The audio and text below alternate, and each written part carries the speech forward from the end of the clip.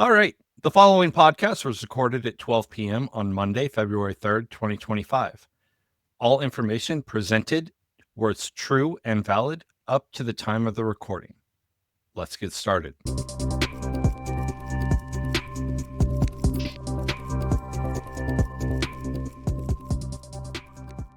Welcome to Crayon Box Politics Weekly, your go-to podcast for breaking down the latest in state and federal legislation.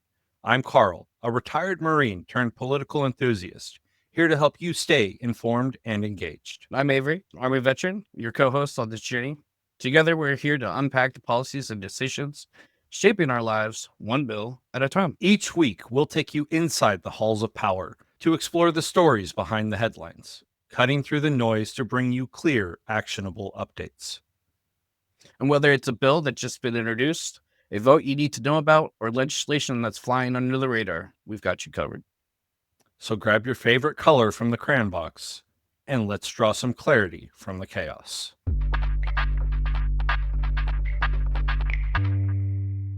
All right, starting out with federal legislation and beginning with the House of Representatives. Last week, the House of Representatives was out for recess, specifically so that the Republican part of the House of Representatives could conduct their leadership retreat. However, they did manage to introduce a total of 194 pieces of legislation. Of that 194 pieces of legislation, 167 were bills, 21 were simple resolutions, 4 were concurrent resolutions, 1 was a joint resolution, and 1 was an amendment to an already existing bill. Real quick, I want to kind of cover down, since the House wasn't in session, so there wasn't anything to talk about. I want to cover down on some of these bills that were introduced, starting off with H.R. 800, which is a bill to enact into law the executive order relating to ending diversity, equity, and inclusion programs in the federal government and for other purposes. Now, the significance of this bill, and the text hasn't been released yet, but the significance of this bill is that it essentially puts into law the fact that DEI is prohibited from use in consideration when hiring individuals for federal employment. Essentially, by making this executive order a law, what it does is it limits future presidents, if there are any, from being able to overturn the executive order, which is significant, especially considering the fact that the executive order that was used to overturn DEI in the first place overturned an executive order that was signed by Jimmy Carter roughly 60 years ago. The significance here is that we understand the levity of the situation that we have in front of us, understanding that the House is a majority Republican, the Senate is a majority Republican. The likelihood of H.R. 800 actually passing is extremely high. And in the event that it does pass, when it does pass, the next president will have to work with Congress in order to ensure that this bill, which would be a law by then, gets overturned and repealed. Now, as we've seen in the past, especially with Republicans trying to repeal the Affordable Care Act, it's next to impossible to repeal a law that's already been put into the books, largely because of the fact that lawmakers just don't want to do that. They prefer to add more laws to the books than they would to take away from the books. The next one I want to look at is H.R. 814, which is a bill to amend the Consumer Financial Protection Act of 2010 to limit to $0 the amount that the director of the Bureau of Consumer Financial Protection, or the CFPB, may request in order to fund the activities of the Bureau. It's a long one when it comes to the title, but essentially what this amounts to is a complete removal of the ability for the Bureau to do its job. And when you remove the ability of the Bureau to do its job, then what you wind up with is the Bureau not existing anymore. So what Republicans have done here is essentially introduce a law that would eliminate the CFPB without overtly saying we're going to eliminate the CFPB. So in the event that this does go down, those protections that the CFPB provides with regards to providing consumers the ability to have some type of government type entity that stands up for them, for us, it would essentially deregulate businesses and allow businesses to do things that they would not normally have done if the CFPB was in existence. So again, they're not repealing the act that eliminates the CFPB. What they are doing instead is they are making it completely impossible for the CFPB to do its job. So they're not getting rid of the Bureau, but they are eliminating the Bureau's ability to function, so to speak. HR 827, which is a bill to ensure the availability and affordability of homeowners insurance coverage for catastrophic events. This is a bill that I wholeheartedly support, pending, of course, the revelations that produce themselves in the text. But when it comes to insurance and homeowners insurance, the problem has arisen where we have started to see insurance providers leaving states that are most affected by natural disasters. And they're doing this in droves. So you see California, where insurance providers are leaving exponentially as a result of the firefighter, where you see insurance companies leaving states like California exponentially as a result of natural disasters like the fires. You have them leaving Florida as a result of hurricanes.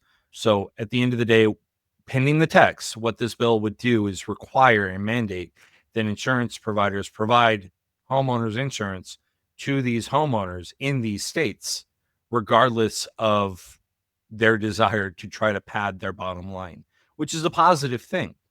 HR 823, which is an act to amend the Internal Revenue Code of 1986 to exempt service members from the income tax. Now, I'm a little biased here, and Avery, I think you'll agree with me.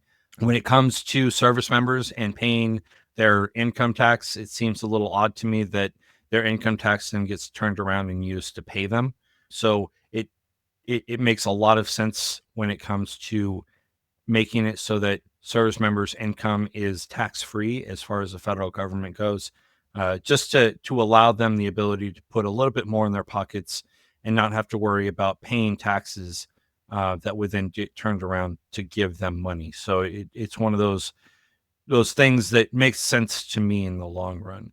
Finally, House Concurrent Resolution 6. It is simply titled the Majority Rule Resolution. Significant thing about this resolution is that it was introduced by the House. It is a concurrent resolution, meaning that if it passes in the House, it goes to the Senate, and the Senate has to pass it there as well.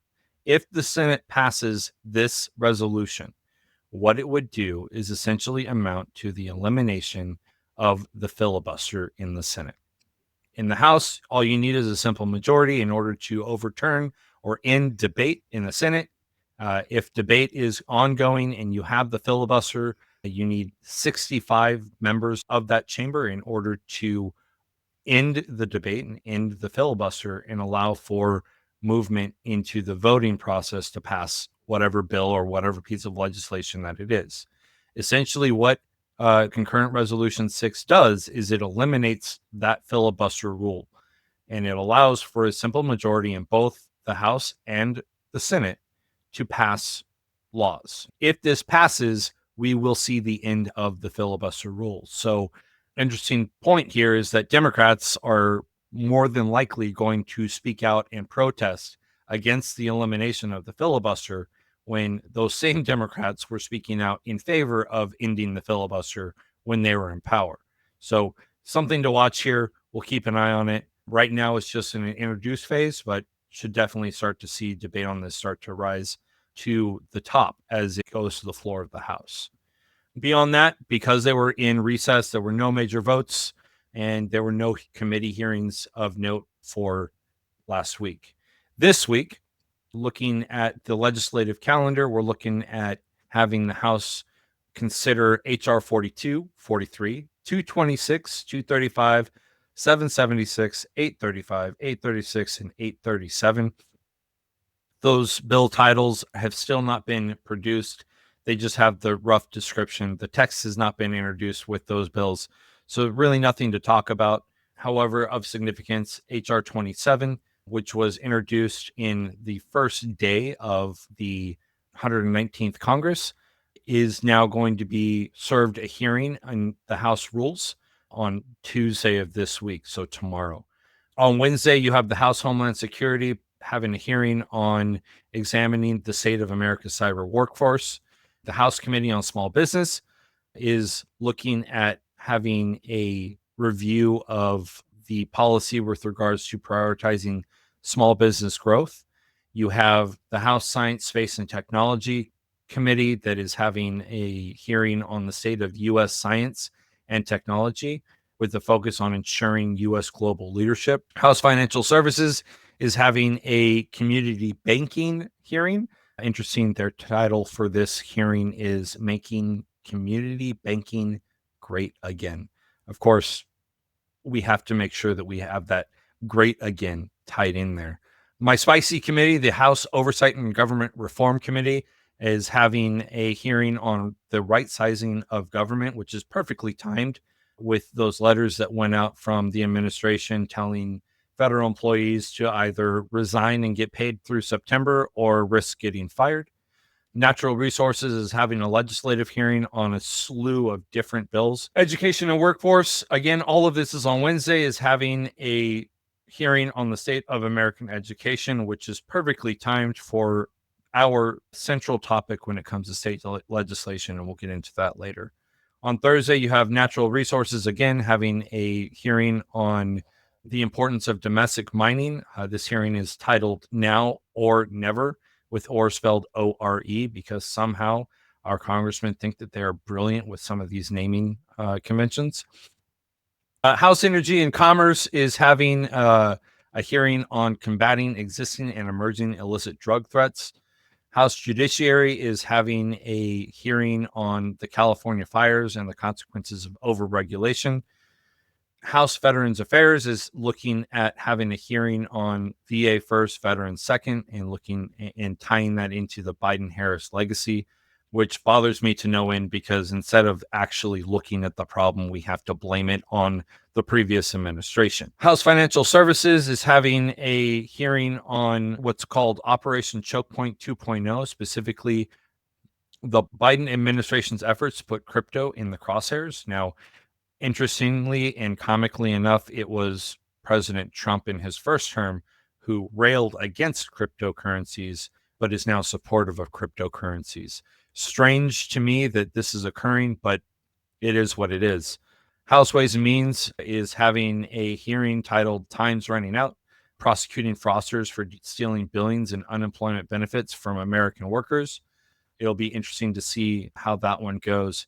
And then finally, my spicy committee, House Oversight and Government Reform, and their subcommittee on cybersecurity, information, and technology is having a hearing regarding federally funded research involving animals. So it'll be curious to see if they don't have a representative from PETA there to represent the animals that are being researched. After that, on Friday, there's nothing.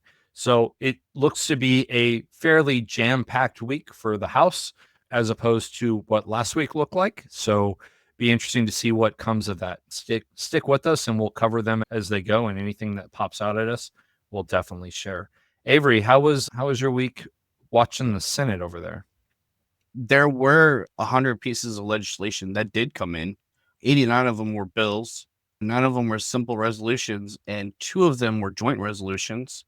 We didn't even pass one, to be honest. We tried HR 23, and that was about the ICC, and they said no, we're not going to have culture on that. So that was interesting.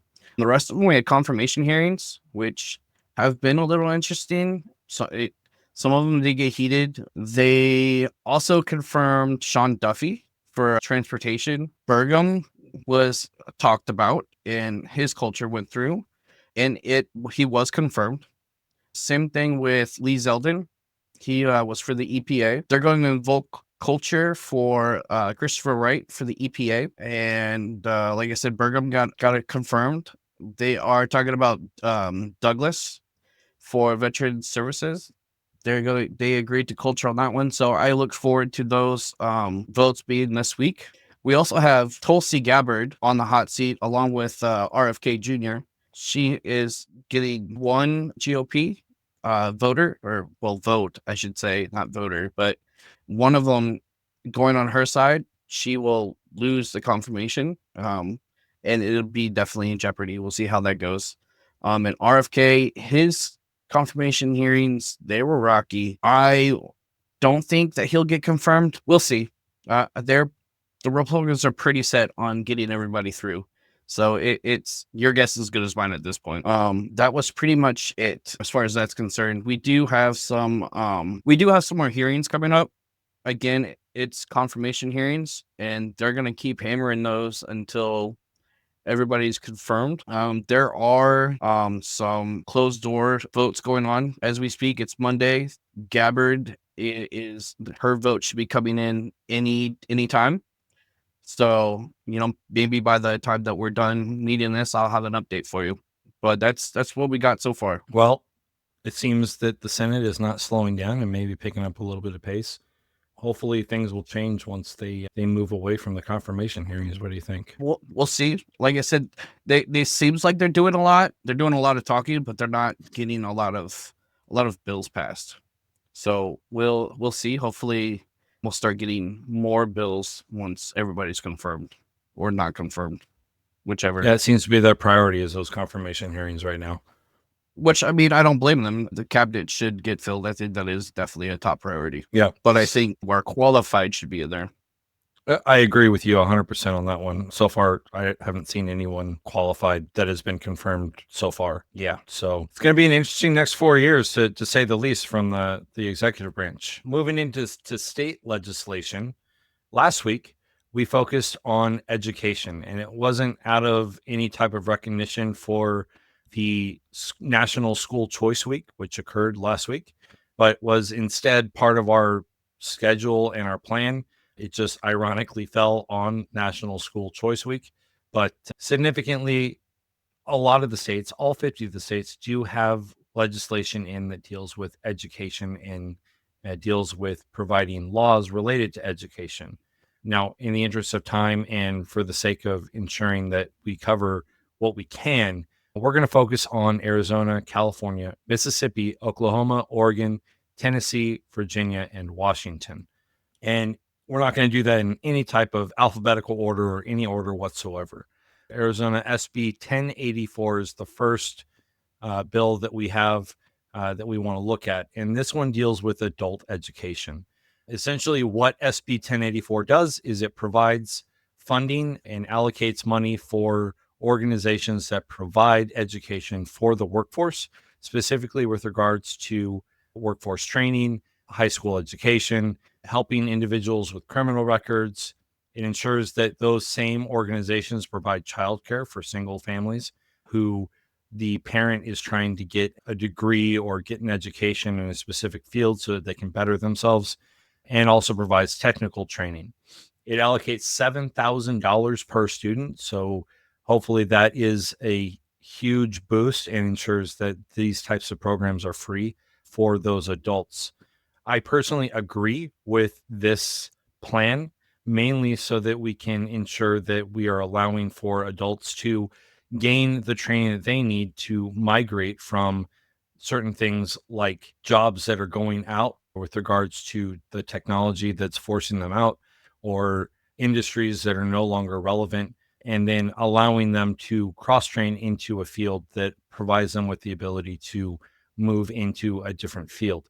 I'm also in favor of this bill because it allows for the education of individuals with criminal records, because as we all know, individuals who have criminal records, even if they're minor misdemeanors, generally have a lot of issues getting hired, and that those issues getting hired result in a higher recidivism rate, which results in those individuals going back to jail, which results in a higher population in our prisons.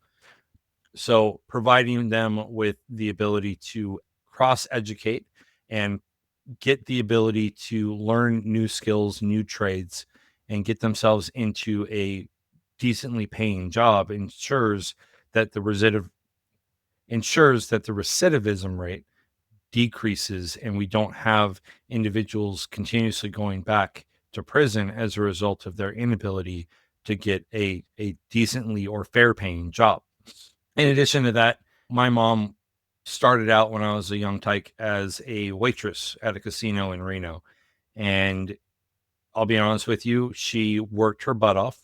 She utilized the programs that were available to her in California in order to go back and get a high school education, but also to go back and cross train and get the skills that she needed to be employed at a higher paying job rather than just as a waitress, which benefited her, benefited us kids, and allowed her to grow her wealth. And now she is medically retired, unfortunately, but before that, she did have the ability to get herself into a really high paying job working for a defense contractor that built engines for the Navy. So again, this is something that, my personal history has linked to, but I also support it largely because of the fact that I think it's going to help the Arizona population overall. I should note that it was a Republican introduced bill. So for all those naysayers out there that say that Crayon Box Politics is a liberal leaning or an extreme left organization, the reality is that we don't support one specific side of the coin over the other. What we do support is common sense, and this is just one of those things that is a common sense piece of legislation. Yeah, I agree. I really like this bill, but we have something like that similar in Missouri. We actually have one of the adult education centers. Goodwill actually opened one up here, and seen a lot of people go in and use it to get the degree. Which, people who get the degree over just getting their GED, a lot of employers typically favor the diploma because it shows that you're willing to stick it out and do the hard work as opposed to just dropping out and getting your GED. And they offer free childcare. So, and you can go at different hours. Like, it's one of those, they try to make it to where it's easy for everybody to go back and get those few credits that they needed. So I like the idea, and I think all states should offer it, honestly. So, continuing on our conversation, California introduced Assembly Bill 281 or AB 281. And this bill is a comprehensive sexual health education and human immunodeficiency virus prevention education bill. This bill is, again, another Republican introduced bill that I personally disagree with. And I disagree with it because of 2 points, right? Point number one is that this is similar to other parental rights bills that we've talked about in the past. Specifically, it ensures and allows for parents to withhold their students from attending these courses simply because they object to the information that's being provided. I will add that it does ensure transparency, so something that I support with the parents. So it mandates that schools allow for parents to review and copy and bring home the training materials that are associated with these courses. But the thing that I don't agree with is the ability for parents to withhold their students. I do think that ensuring that sexual health education, especially for minors who are in high school, minors who are sexually active, is important. And I think that adding the HIV prevention education is also important. And I don't think that we've seen enough inferences where this stuff is being taught in the home. And Avery, you and I have talked offline about a couple of these bills. And what I'll say is that, this is one where the argument of it should be taught in the home, but it's not, applies. So again, disagree with this just purely on the basis that I don't think that parents should be able to say, hey, kids, my kids aren't going to have to attend this education because of the fact that I don't agree with it or my religion doesn't agree with it. Uh, Honestly, I don't think that this is a place where religion or personal preference fits into the puzzle. I think this is one of those situations where I think that education is required in order to ensure that our kids have the skills and the knowledge base that they need in order to be successful, productive adults in society. I mean, we could go further and talk about how we want to add or we should add paying taxes and balancing our budget to the education process because parents should be teaching that. And guess what? They're not doing, teaching that stuff. So I think this kind of falls into that same category of, I support one aspect, but I don't support the whole parental excuses when it comes to keeping kids out of these types of education programs. And see, I completely disagree with you on that. I think parents should be in control of what their students learn. If they find something that upsets them or offends them, that's on them. If they want their child to be oblivious and I'm gonna say it, ignorant, then that's on them and that's unfortunate. I do think that this should be taught, and I think we don't talk about it enough. Like as far as prep, I encourage anybody who's sexually active to take prep and should be educated on it. I mean, it's life changing for people who do, have sexual activity with anybody. It's a just in case thing, and I think more people should be educated on it. But I do understand and agree that sometimes certain things, you just don't think should be taught now, or you want control over teaching. But it's kind of one of those things where I'm not going to tell you what your child should or should not learn. And I don't think anybody should tell me what my child should or should not learn. It should be up to me. So that's the argument I have there. I mean, it's the same but opposite of what you have. So And I mean, continuing that line of like we have the ability to agree to disagree, right? So between absolutely. you and I, we have definitely had our occurrences where we've gone through the process of debating offline these different things that have come up, and I take one side, you take the other, but at the end of the day, it boils down to having the ability to respectfully agree to disagree, which, continuing this train of thought, right? Mississippi HB 350, which again deals with sex education. Now, this is one of those where I wholeheartedly disagree with it. It's a Democrat introduced bill, and it is titled "Comprehensive Sex Education and Requiring Teaching of Sex Education in Grades K through 12." Having read this bill, I fundamentally disagree with it, largely because of the fact that it allows for or requires the teaching of sexual education at grades as low as kindergarten. And I personally do not think that sex education is an appropriate topic for kindergartners who are more interested in playing with toys and learning the alphabet than they are trying to figure out, what body parts they have and what their body parts are. So I personally disagree with this. I really do hope that Mississippi does not pass this bill, just simply because of the fact that I don't think that sex education is age appropriate below a certain age level. And see, I agree with this bill as far as, I think every kid as low as kindergarten should be taught what their body parts are. I mean, they're not going to go in far as, hey, you know, this is what they have, this is what I have, and this is what they do with it. But I mean, they're going to go probably as far as biology. And I totally think that it should be taught. That way, if something, God forbid, something happens to said student, whether they are, at home or at church or at a basketball game or wherever you take your kid, that if something, if they are unfortunate enough to be assaulted in any sort of way, they can tell you where they were touched or hurt, as opposed to just say, well, it was my no square. Okay, your no square could be different things for different, it's how they interpret it and what you tell them. You may say, hey, that's by the JJ. Okay, well, what, where exactly, there's different things. And I wholeheartedly think that they should know at least their anatomy.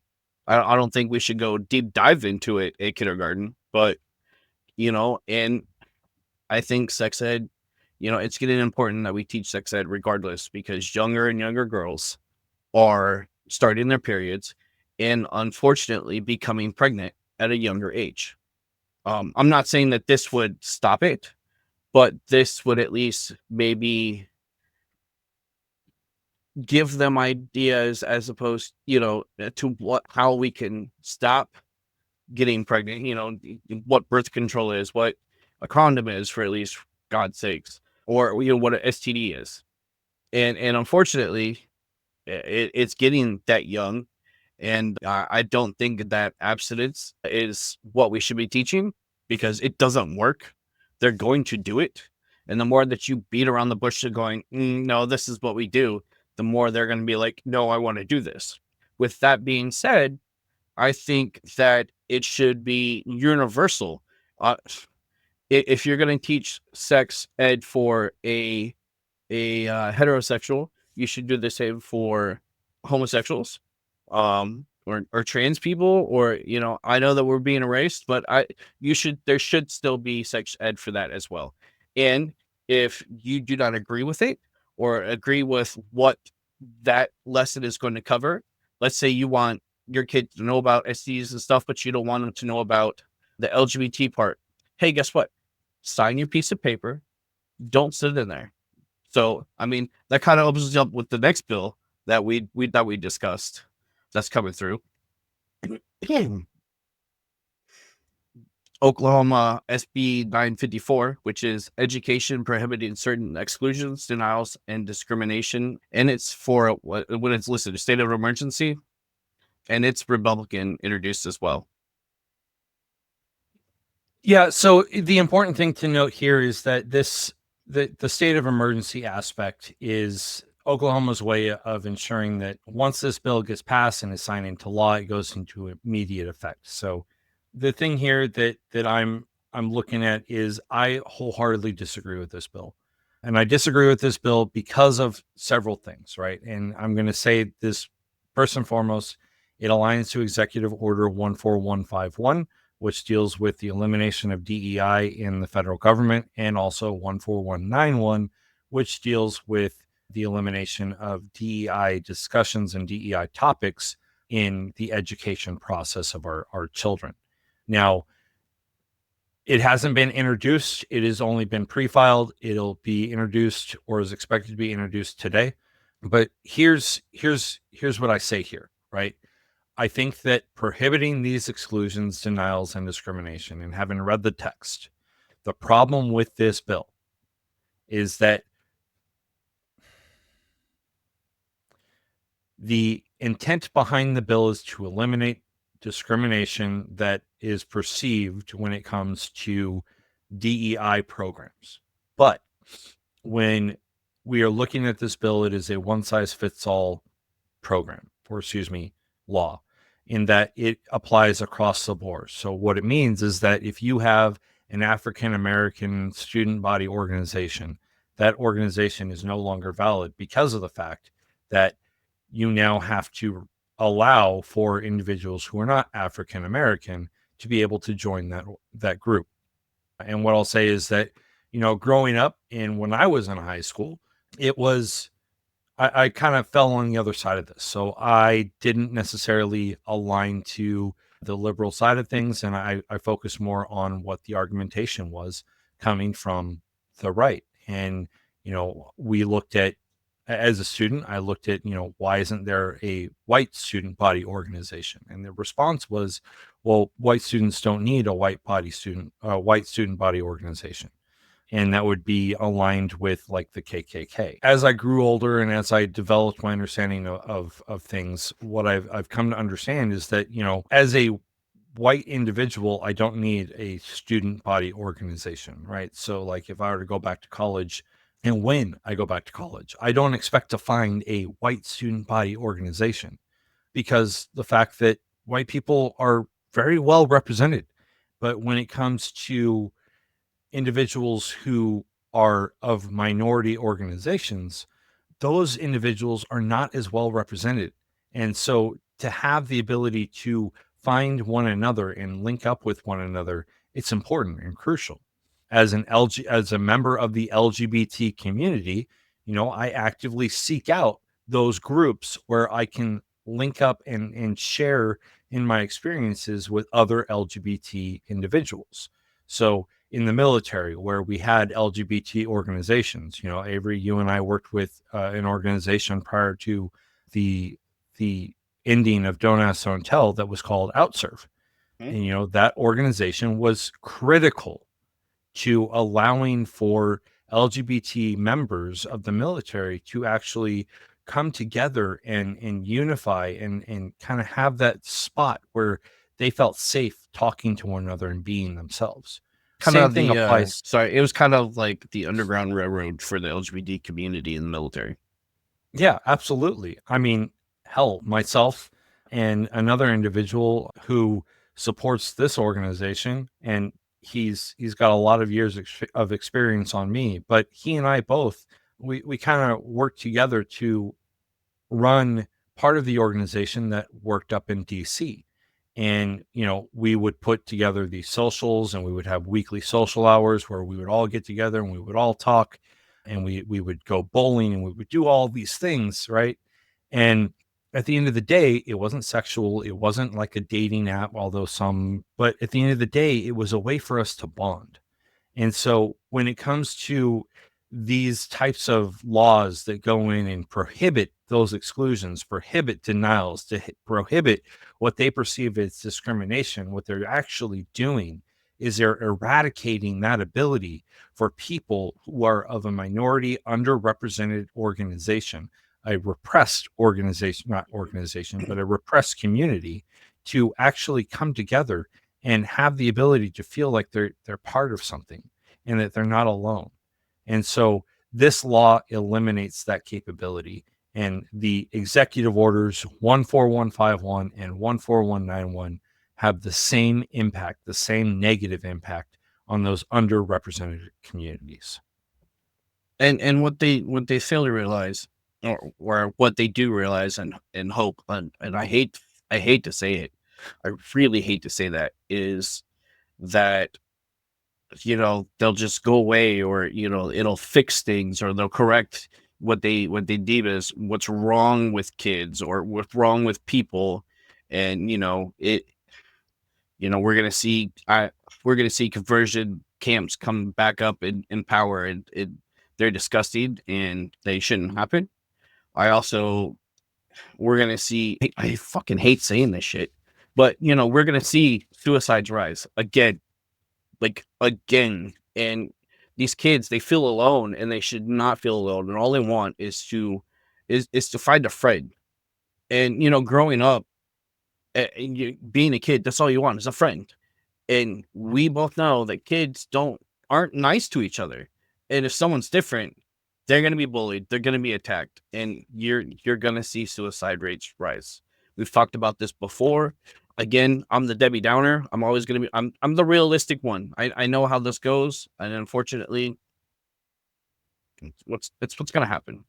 So moving into another realm and in keeping with what last week was, which was school choice, the next couple of bills kind of fall within that process. The first one, Oregon HB 2575, relates to education alternatives for children attending public schools who fail to achieve reading proficiency by the end of the third grade.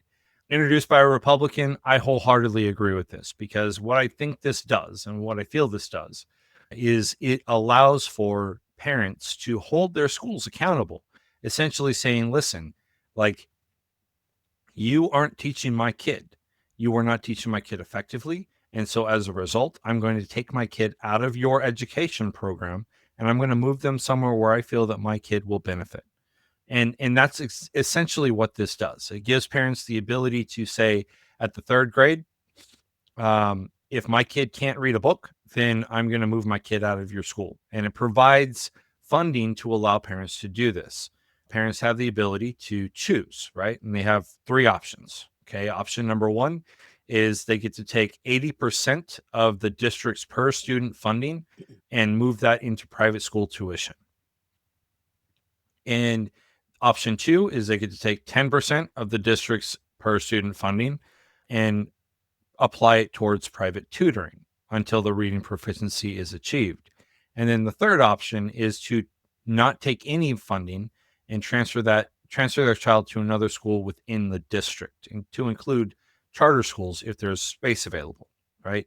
Now, the important thing here, and the reason that I support this one and I don't support school choice overall, is largely due to the fact that it provides metrics, right? So parents can't just be like on a whim, oh, I don't want my kid going to this school.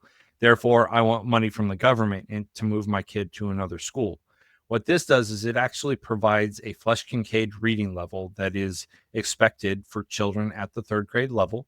And it allows for parents to reference that within the law in order to move their kid from one school to another, to get funding to move their kid from a public school to a private school, to get funding to pay for private tuition, private tutoring.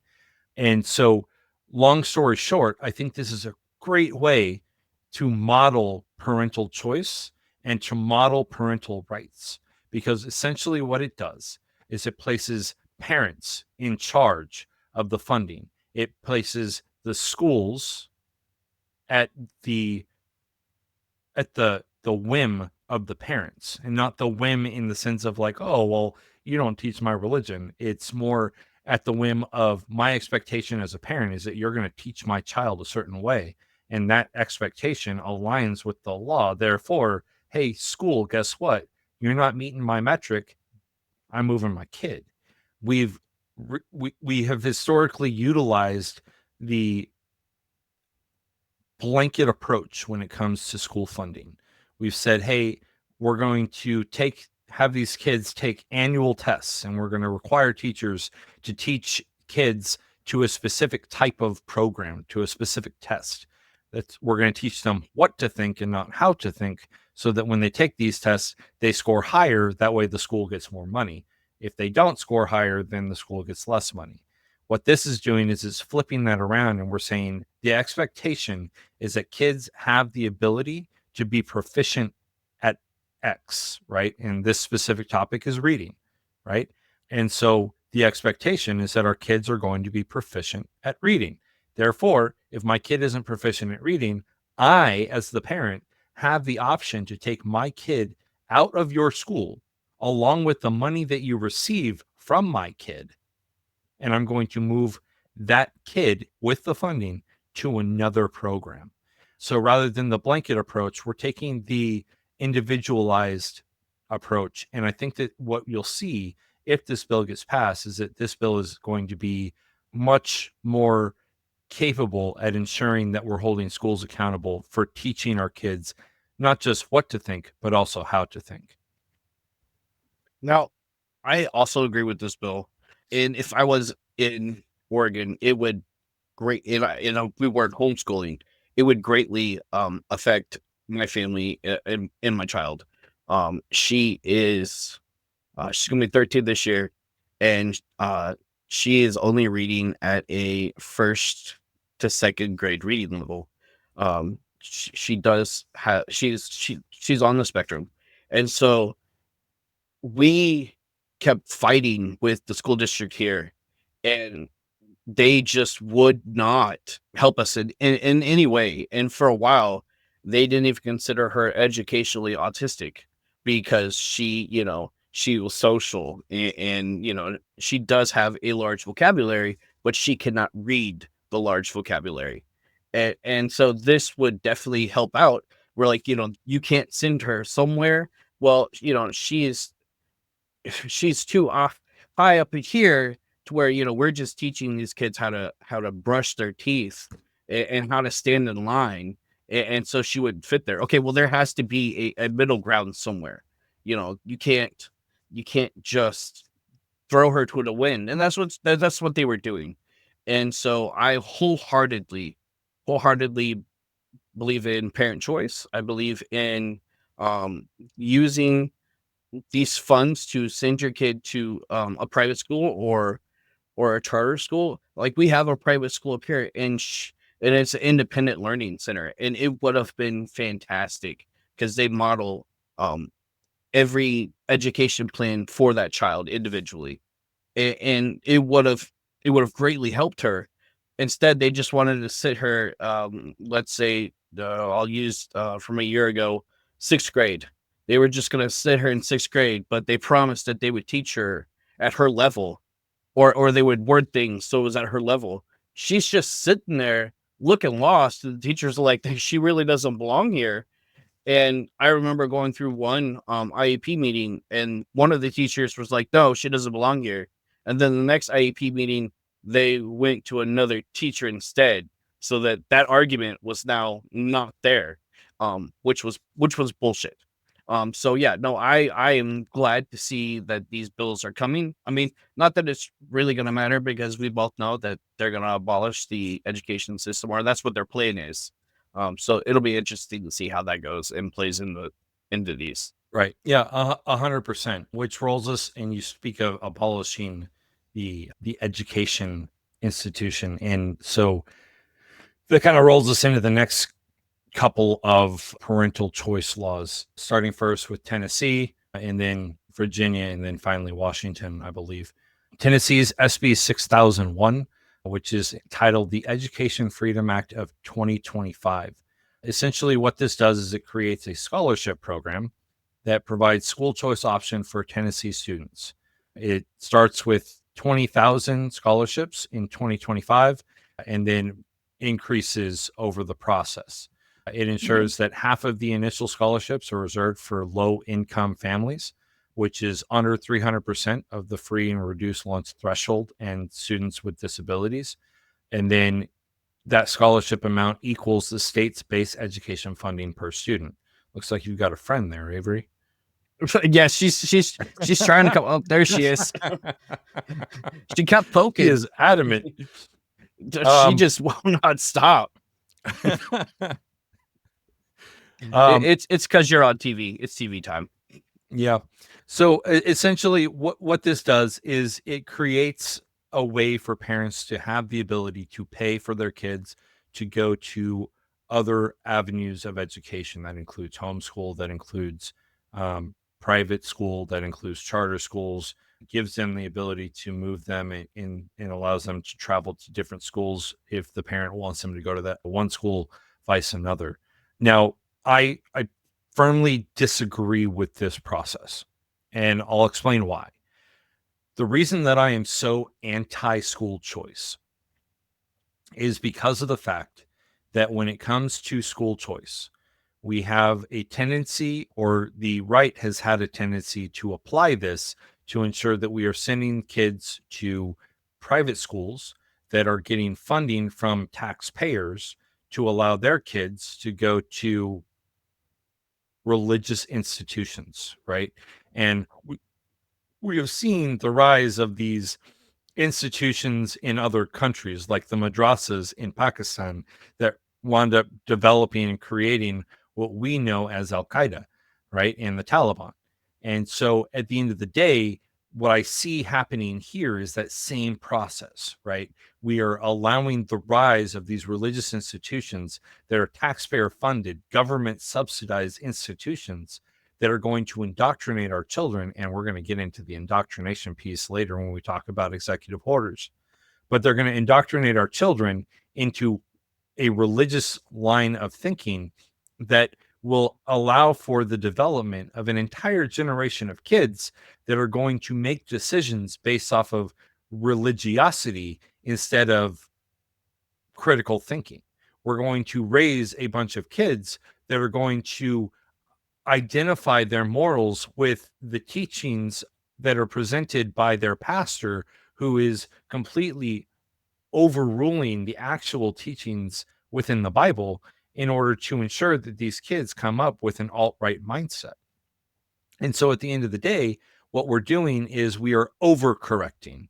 We are overcorrecting to a point where we are aligning with the religious right, and instead of aligning to that secularist belief of critical thinking, free thought, understanding the world, liberal ideas, right? And I use liberal here not as a method of saying that I'm a liberal individual, right? I'm not even anti-religious, right? I am a Christian, bottom line. But what I don't think needs to happen is I don't think that we need to bring God back into our schools. And so this is why I am 100% opposed to laws like this that redirect federal funding and state funding, taxpayer money, to go to private for-profit institutions that are going to indoctrinate our children and develop that religious-leaning population of Americans that's going to drastically change the face of our nation more than it's already being changed in the past year, I mean the past month of the Trump presidency. Yeah, I have issues with this set religion, but they have to remember there's what 125 different religions in the US, something like that. Um it's so you can't mandate that it's only going to be this religion.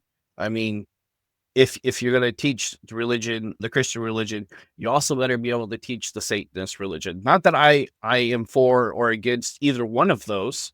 I think it needs to be clear cut all the way across. But I also don't think that it should be mandated that religion is there, because they're atheists, and atheists are allowed to have an opinion as well. And so I when I say liberal, I go with free thinking, open-minded free thinking. I think, again, you are the parent. You should be able to teach your child what you would like to teach them.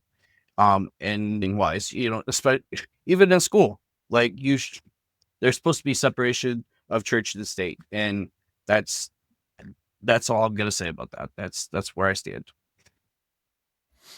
Which rolls us into the next one, right? And that is Virginia's SB 1031. Now, this one was a bill that was introduced by Democrats. And this bill essentially amends and reenacts their rules with regards to the education code in their state. And it ensures that compulsory attendance requirements are established. It allows for religious exemptions and also allows for requirements that apply to those religious exemptions. Now, here I'm kind of unsure about it, right? I've seen a lot of social posts, especially from a friend of mine who homeschools her child. And what I can tell you is that this bill, it has the compulsory attendance requirement piece in there. And before we even start the discussion on this, I want to make very clear that this has been put into committee and then has been put on the back burner for an indefinite period of time, which basically means that this bill is dead in Virginia. So it didn't get passed. It is no longer being debated. It's no longer being discussed. It's gone, And I for mean lack of a better that's a term. win.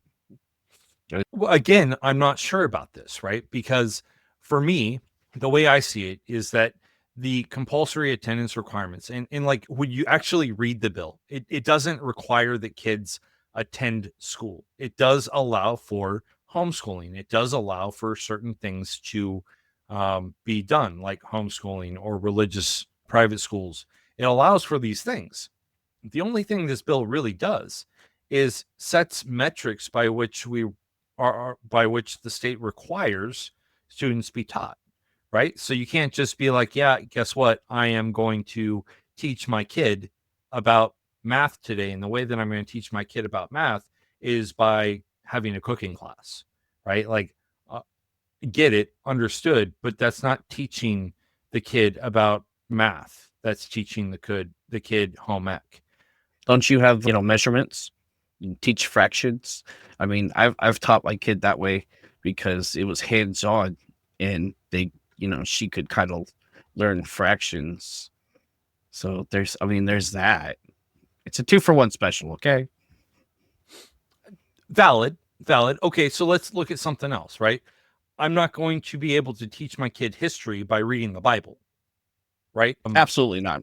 And so those are some of the things that are being brought up. Is this essentially what this bill does, or what this bill would have done had it become law, is it would have set a specific round of metrics. So where we talked about parents keeping schools or holding schools accountable for their ability to teach kids to a certain level, what this bill does is it holds homeschooling parents and private schools to a specific level when it comes to what the expectations are for a kid who is learning at a specific grade level, right? So you can't just be like, hey, you know what? My kid is 6 years old, and I, as the parent and as the homeschooling administrator, identify that my kid has officially passed high school. Like, that's not what should be occurring. And so while I favor non-traditional forms of teaching, What I don't favor is the unregulated process by which it is being done, or the perception that I have of it being done across the nation, right? I get not every kid learns at the same level. Not every kid learns the same way, right? I understand that our education system as it is today is geared around the whole industrial pipeline, right? So we get our kids indoctrinated into understanding that a bell means certain things, right? And that once that bell sounds, it means it's a different school or a different course, or it's a break time or it's lunchtime. And they learn that so that when they actually get into the factories and the bells go off, they're indoctrinated into that process. So it's not one of those things that they have to learn over and over and over again. But what I will say is that rather than doing this process in a manner that ensures that we are changing how we teach our kids across the board, eliminating that factory-esque mindset of this is how we teach kids, we are now resisting the urge to hold parents and hold educators accountable for ensuring that our kids are taught to a specific metric every single year. Like it goes hand in hand with literacy, right? And an organization or a group of people or a dictator that wants to take over the country is going to actively work to ensure that the country or the people that they're trying to rule over is less educated than they are. And when that happens, they have the ability to do whatever they want, because all they have to do is tell the people, hey, this is what I want. It's just like Idiocracy, right? I don't know if you've seen the movie Idiocracy, where the idiots take over the fucking world and they try to water their crops with what essentially boils down to Gatorade, right? That didn't happen like rapid overnight. And the way that the movie is aligned is that it happened because the education system became flawed. The education system allowed for the merit with regards to, if you're stupid, you're okay. But if you're smart, you're a nerd and I'm going to beat the shit out of you. Right. What we have to do is we have to find that fine line. We have to find that middle ground when it comes to how we're teaching our kids. And we have to encourage and foster free thought. We have to encourage and foster critical thinking.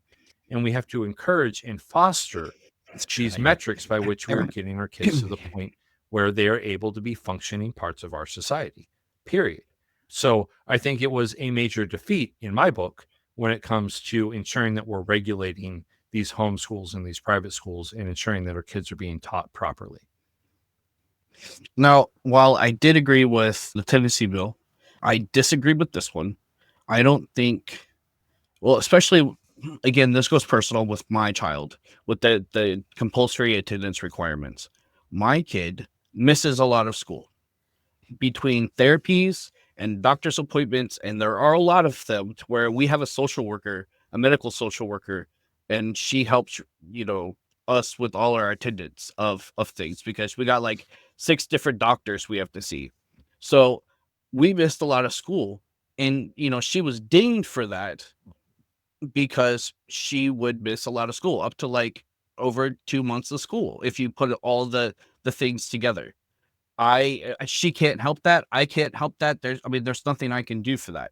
So that always got in the way. So that is why I mainly disagree with this bill, because it would have, you know, this is what I want to do. This is what we're going for. And I think it would have dinged her more, in my opinion. Well, continuing along that trend of special needs students, Washington introduced SB 5025. And this bill is a bill that is concerning, or what is titled Concerning Educational Interpreters. I love the vague, nebulous, cryptic titles that we get sometimes from these bills, largely because of the fact that it requires us to kind of like dig deep into these things. But this is one of those bills. It's a Democrat introduced bill, and I wholeheartedly agree with it. And I agree with it because of the fact that we do need to have interpreters for special needs students. Now, when I first read this bill, the first thing I thought was interpreters for language, right? And the reality is that as I dug into it, right, what I I got from this is that it's interpreters as they apply to sign language interpretation and transliteration students for transliteration interpreters for students who are deaf or deafblind or hard of hearing, right? So it's not individuals who can't speak English, it's individuals who just are at a disadvantage when it comes to their disabilities.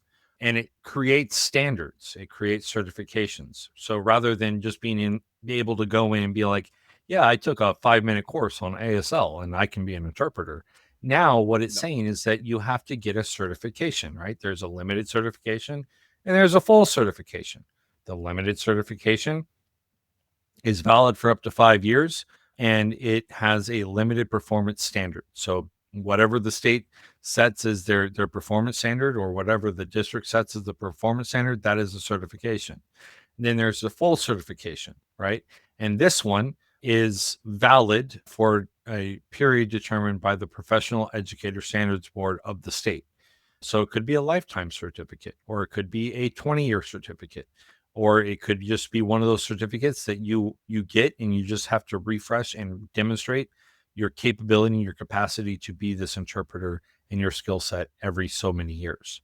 But again, I go back to these are important. These are critical, right? And not educationally aligned. But if you all remember that ASL interpreter that was brought in during one of the emergencies in Florida, and what happened there was that ASL interpreter was basically just moving her hands around and doing gibberish and not making any sense because she claimed that she was ASL certified, but in reality, she was not certified whatsoever and was just moving her hands around to move her hands around in the hopes that she would get paid.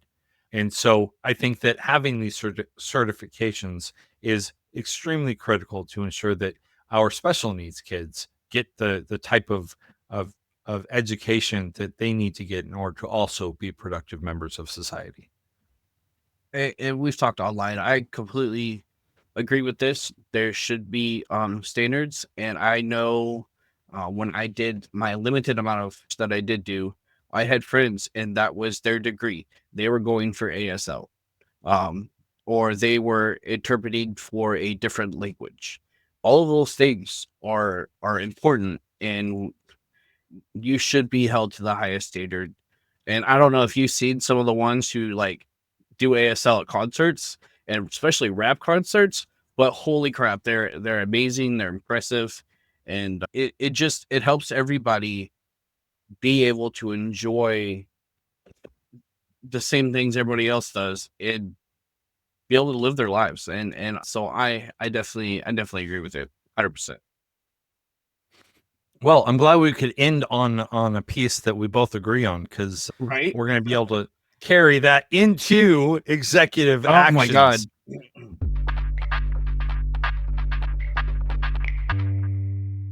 Last week, President Trump was not as active as he was in his first week when it deals with presidential executive actions. Last week, he only signed 15 total executive actions. Of those, only 12 were executive orders, two were executive memorandums, and one was the signing of the Lincoln Riley Act, which passed in the Senate and the House last week. And in keeping with our theme for this week, we're only going to focus on the two presidential executive orders that dealt with education. And while there is a slew of executive orders that are important to us and important to the nation, what we want to do here is focus and keep with our theme. So we'll start with Executive Order 14190, which is ending racial indoctrination in K through 12 schooling.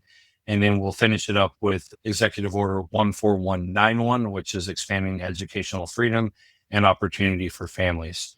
Starting with 14190, 14190 essentially eliminates DEI from the K through 12 schooling process. So essentially, what it does now, caveat here, executive orders don't have the ability to alter or change what is being taught in schools. Like the president just can't come down and mandate that, hey, we're only going to teach this in the education process. What it can do is they can determine, or he can determine, that funding is only going to be directed at these schools that provide a specific type of education over another specific type of education. That's well within the president's authority. Now, when it comes to this process, essentially what Donald Trump is doing, President Trump is doing, is he is establishing the metrics that apply to his specific theories. So when it comes to CRT, critical race theory, when it comes to DEI and teaching diversity, equity, and inclusion, and teaching that everyone is equal and everyone is equitable and everyone has the ability to be diverse, and that diversity is important as the framework of the United States and that whole melting pot theory. Eliminating that from our education process is going to harm our kids. And it's going to harm our kids because it's going to eliminate that understanding that everyone is different and we should embrace those differences because that's what makes America great. When little Johnny looks at little Susie and sees that little Susie looks different than little Johnny, um, and asks questions about, hey, why does little Susie look different than me? Or why does little Susie have a different religion than me? That stuff isn't being taught in the schools. It's not being taught as a celebration of what America is, which is that melting pot of different cultures, different races, different ethnicities, different backgrounds. Instead, the teachers are going to teach that, oh, well, you're all Americans, so there is no difference, which is abstractly wrong on so many levels and is completely anti-American, and something that we talked about last week about how Trump's policies are anti-American. The reality of this is that what Trump is doing is he's eliminating that. Now, beyond that, and this is something that really, really gets under my skin, is that 14190 doesn't just stop at eliminating DEI.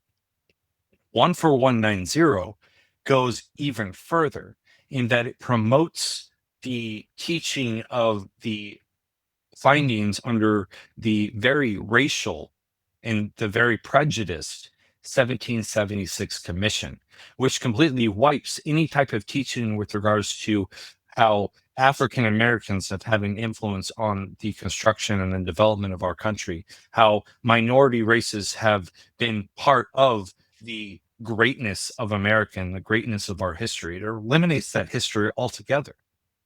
And it puts into a more racially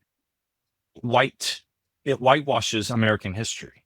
It makes it so that it is the founding fathers, who are all white, by the way, are the only ones who had any type of positive impact on the United States and on the creation of our country.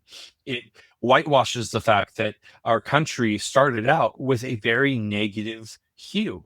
We were a pro-slavery nation, and it just eliminates that. It eliminates the teachings of the Three-Fifths Law. It eliminates the teachings of everything that we know as our nation to have been historically understood, which is that we are an imperfect nation, always striving for positive, always striving for good, always striving for change, but we are an imperfect nation. And so what this policy does is it eliminates all of that together. It encourages and takes the frame point that teaching about our nation as imperfect, teaching about our nation as a growing and changing nation, is one that is unpatriotic. And that's the next aspect of this executive order, is that it encourages the development and teaching of our students in a patriotic manner. And the last country that taught their students, or every country that teaches their students in a what is quote unquote a patriotic manner, is done so in a manner that results in the rise of an authoritarian regime. And so when we look at this executive order at a whole, this executive order is fascist in nature. This executive order is anti-American in nature. This executive order is anti-historical in nature. And it rewrites history in a manner that paints America as this perfect nation from the very beginning. And it allows for and encourages indoctrination of our students in this understanding that we are perfect. Now, we have always been perfect, and it covers up and eliminates teachings when it comes to the historical negatives that apply to our nation. So rather than teaching about slavery and how the Civil War was a war fought over slavery, instead, we're teaching our kids that slavery wasn't a thing. We're teaching our kids that African Americans had no positive impact on our nation because we're whitewashing. So we're not going to teach about George Washington Carver, who discovered the peanut, not discovered the peanut, but who discovered the uses of the peanut, who allowed for the rise of peanut butter, something that I love my peanut butter and jelly sandwiches. But George Washington Carver, an African American man, identified that when you rotate crops, you are allowing for the soil to replenish itself, because when we were only growing a singular crop like cotton, we were pulling the nutrients out of the soil, which resulted in that soil and that area no longer being fertile for the development and the raising of those crops continuously. And so George Washington Carver not only identified that as a problem, but he identified that as a problem that could be alleviated by the rotation of crops. He created peanut butter, or discovered peanut butter and developed peanut butter as a way for farmers to rotate their crops but not lose money, right? So we have to think about these things. And so 14190 is dangerous. It is anti-American. It is fascist in nature. And it is unequivocally un-American in its purest form. Yeah, I think what I want to say ironic or funny is you're going to eliminate the quote unquote indoctrination by indoctrinating the kids. It itself is laughable when you think of it that way. But yeah, no, you and I have both talked and offline, and we both agree that is exactly what's happening, and it is terrifying. It is absolutely terrifying, but it gives us um a preview as to what's to come. We're seeing that, and I, being a veteran, and you being a veteran, I'm sure that you see it the same way as I do. Is we fought for the rights of everybody to be able to teach their kids the way they wanted, to be different, like to celebrate our differences, to have free speech, which is being taken away by it expanding, which is it's crazy in itself. And we're watching that just being eaten away because it is un-American. It is not what I went to the sandbox for. This is not uh what America is supposed to be like. So I completely agree. I couldn't have said it any better. This, in my opinion, it's fucking stupid. So here we are. 14191, which is the executive order that expands educational freedom and opportunity for families. Essentially, what this executive order does is it establishes a set of guidelines for states wherein they are able to adjust their educational system to ensure they get federal funding, in so long as they provide actions and avenues to allow for certain things like homeschooling, or allowing parents to take their kids out of the public school system and move them into private schools. Again, I talked about this in depth when I went on my rant about school choice. And the problem that we have right now is that we are moving towards a process by which we are using taxpayer funded dollars to support private for profit schools that are indoctrinating our children in things like religion. We are indoctrinating our children in things like anti DEI procedures. We are indoctrinating our children in a process by which we are eliminating their ability to think critically. And we are encouraging and fostering this ability for students to just be taught and believe what they're taught. We're eliminating everything else. And so at the end of the day, when it comes to expanding education and educational freedom and opportunity for families, what we're really doing is we are dismantling our education system in favor of an education system that is not public, that is private, that encourages the commercification of our education of our students. We are of our kids. We are destroying the very fabric that is everything that is good about our education system. And I'm not here to say that our education system is perfect. It's not.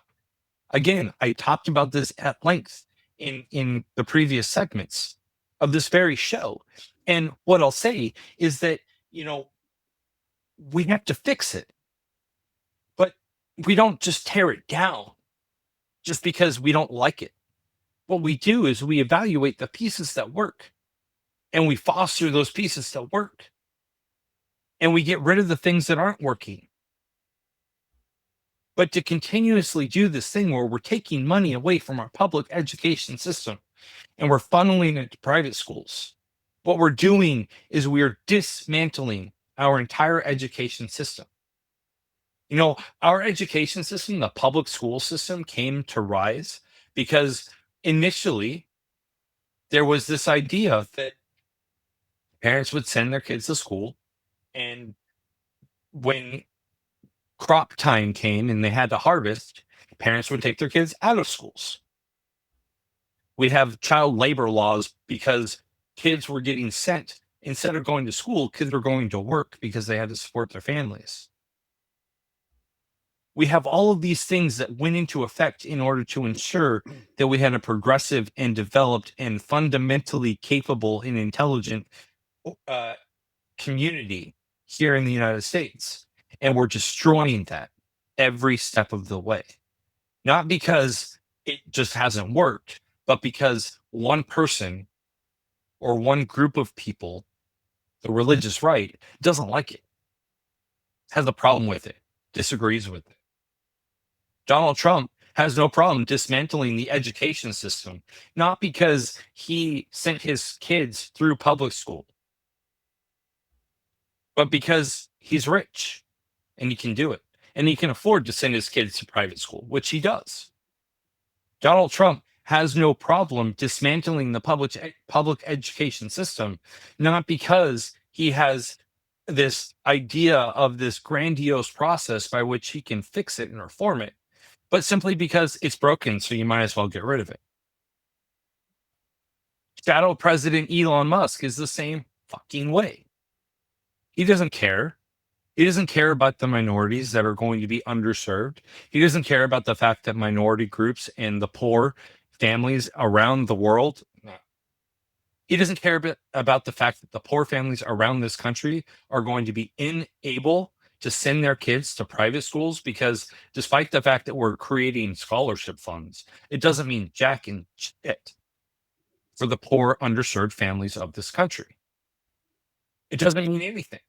And it doesn't mean anything because of the very fact that even with these scholarship funds, these kids aren't going to be able to go to the schools that are going to benefit them. We're going to continue down this road where the underserved communities, the inner cities, aren't going to have access to the level of education that the rich suburbs have access to. Oh, and by the way, the rich suburbs are predominantly white. So now we have minority groups who aren't going to get education that they deserve. And because we've eliminated DEI from the school choice process when it comes to getting kids into colleges, now you've got a system where not only are kids not going to get the education that they deserved when it came to their primary education, now you're going to end up with a situation where the minority groups, the poor families, aren't going to have the ability to go to college, much less a trade school, to get the skills that they need in order to be able to above their economic status. Give it one generation, and all we're going to have is a situation where we have a class society where you cannot get out of your economic bracket no matter how hard you try. All because we've dismantled our education system. As a whole, I don't disagree with you. As a parent of a special needs child,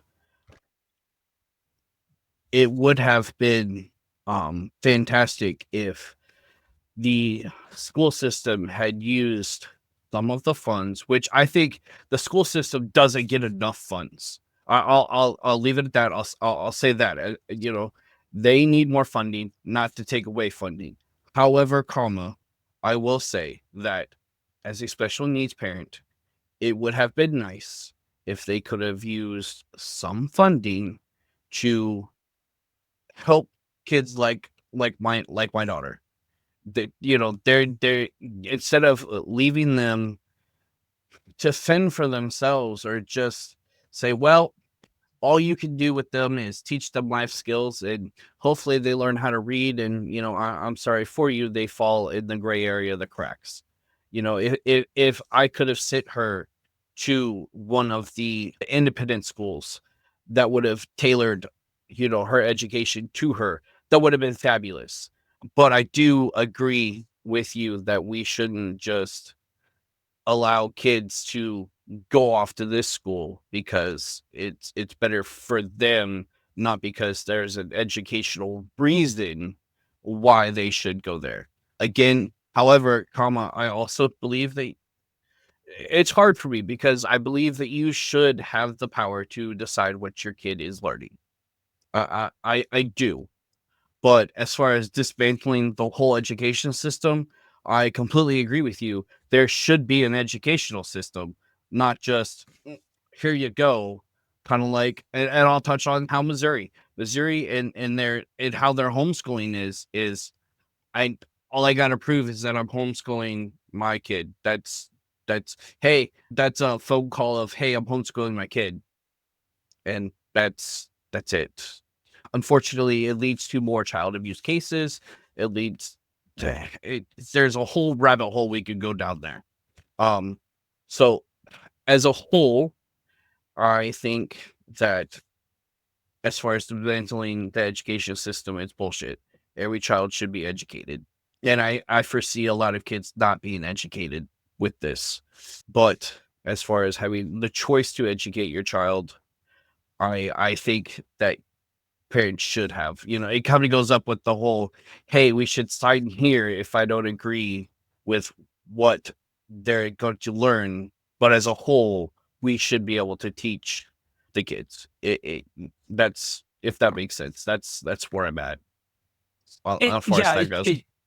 it does, but I think that that's where HB 2575 out of Oregon kind of like meets the mark, right? So we Right. are holding the schools accountable by saying, listen, if you don't meet the metric, I'm going to take my kid out of your school.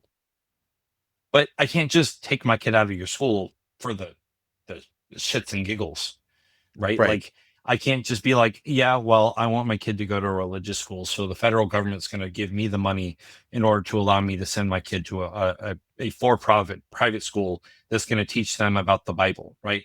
My stepdaughter right now is going to a private school that teaches Bible class, right? Like that's one of her main courses. It's required. She has to attend Bible class.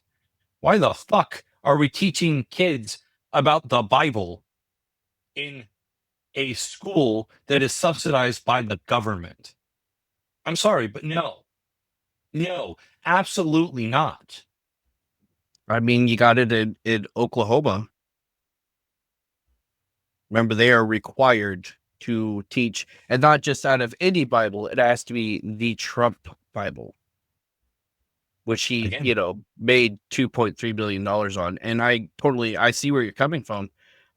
Separation of church and state. That's where I'm going to stick at so as far as that goes. bottom line is, again, continuing this trend of being anti-American. 14191 is anti-American in that it goes against everything that is our education system. It goes against ensuring that we have an educated people. It goes against ensuring that we have an educated people, regardless of race and class and background and economic capability. It ensures that we have a society where it's classless, right? We talk about first class and second class and third class when it comes to economic classes. But at the end of the day, right? Like I can be born the belief, the ideals of America is that you can be born into one class and rise or fall. You can be born rich and become poor. You can be born poor and become rich. If we continue down this process in one generation, we will have dismantled that ideal and we will have completely destroyed the belief that you can just climb the ladder of success to get to the top. And folks, the people that are dismantling this ladder of success are not the people at the bottom. They're not even the people in the middle. They're the people at the top. People like Again, Elon Musk, people like Donald fucking Trump. They are eliminating the ability for Americans to climb the ladder of success and reach the pinnacle of success the way that they have, all because they don't want competition. but again, I fundamentally, as a whole, completely agree with you. I don't think, and I don't even think it's going to take a generation. They're just going to go, and we've already seen bills being introduced to abolish the education system as a whole. So again, I completely disagree with that segment, but I do think that changes would be great, but not get away with it, not do away with it as a whole. So yeah, I'm for some pieces, against some pieces. I know that we can't eat our cake and have it too. I understand that. So we agree and disagree at the same time. I do believe abolishing the education system as a whole is completely anti-American, and every child should be taught. And I've had to make myself a teacher in a way, but my kid has, she has teachers in itself, and it goes, and we do have the option to teach, religion, and we don't. So I enjoy the curriculum that we did have, that we do have, that we found, but our curriculum isn't for everybody. So One size fits all, right?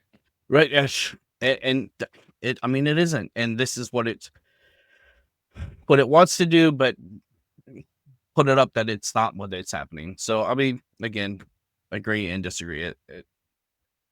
So I wish we could end on happier terms or better terms. Well, I guess it's time for some house cleaning, yeah?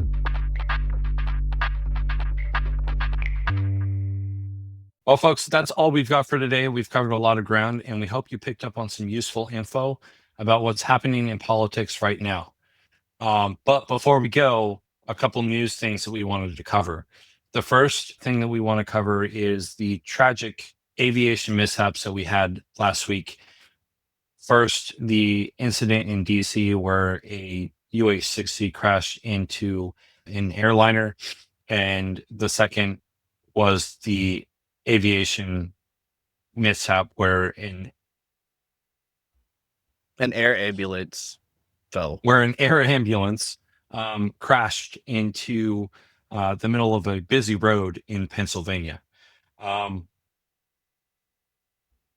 There is a lot of misinformation going around, and it is important that we don't allow ourselves to get caught up in that misinformation. Currently, the FAA and the NTSB are conducting investigations into both.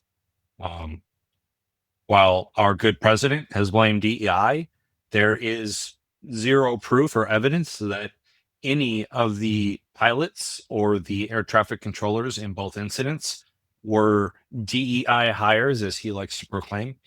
But these accidents did happen.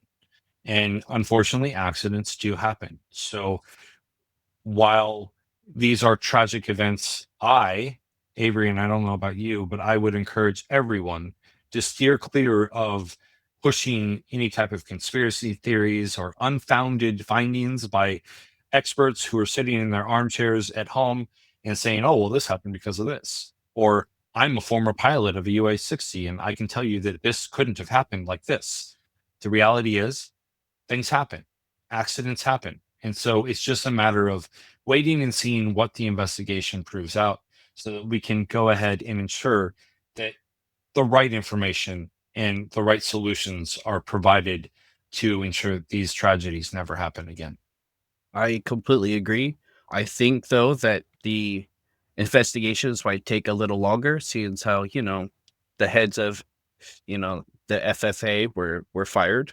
So hopefully, we get news sooner, but, you know, it might take a little bit longer at the same time. And I agree, we should not jump to conclusions. And my family's thoughts are with their families. And it's unfortunate. And hopefully we make it to where it doesn't happen again. That's all we can do.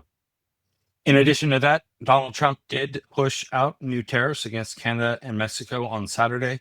We didn't cover them in this episode simply because right now there is no information as it applies to both of those tariffs. There have been speculation that they are going to start a trade war, but shortly before recording this episode, the president of Mexico and President Donald Trump came to an agreement that they would postpone any type of tariffs until 1 month from today. And so it'll be interesting to see how that plays out. I do know Avery, Mexico agreed to send 10,000 National Guard troops to the Mexican-American border. Yes, that is definitely what we heard. A lot of things can happen and a lot of people can jump to conclusions or, hopefully, everything helps the stop the traffic of fentanyl. But I mean, bad people are going to do bad people things, and they're going to find ways to do bad people things. And that's just the nicest way I could word it. Things happen, and all we can do is watch and see. And I hope for the best. That's all I can do is provide hope, and stop misinformation or speaking things into existence.